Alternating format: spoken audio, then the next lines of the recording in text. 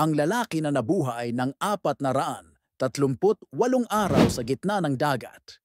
Noong Nobyembre 17, 2012, ordinaryong araw lang para sa mga mangingisda ng Costa Azul, Mexico.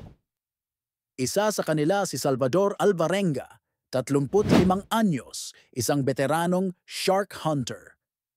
Sa araw na iyon, maglalayag siya para sa 30 oras na pangingisda.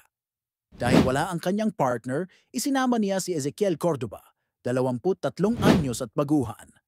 Pagkalayag nila, nakatanggap si Alvarenga ng babala ng paparating na bagyo pero hindi siya natakot. Sanay na siya sa ganitong panahon. Ngunit mali siya.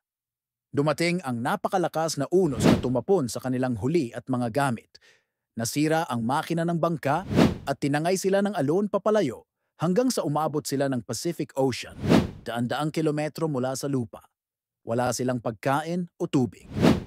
Uminom sila ng sariling ihi sa mga unang araw hanggang sa umulan at nakainom sila ng sariwang tubig. Kumain sila ng maliliit na isda, pagong, ibon, kahit mga lumulutang na gulay at pagkaing halos panis, lahat para lang mabuhay. Paglipas ng ilang buwan, nawalan ng pag-asa si Cordoba. Tumanggi siyang kumain at kalaunan ay namatay. Mag-isa na lang si Alvarenga, umaasa sa panalangin, imahinasyon at lakas ng loob. Matapos ang 438 araw sa dagat, nakakita siya ng ibon at maliit na isla. Nilangoy niya ang huling ilang metro hanggang sa lupa.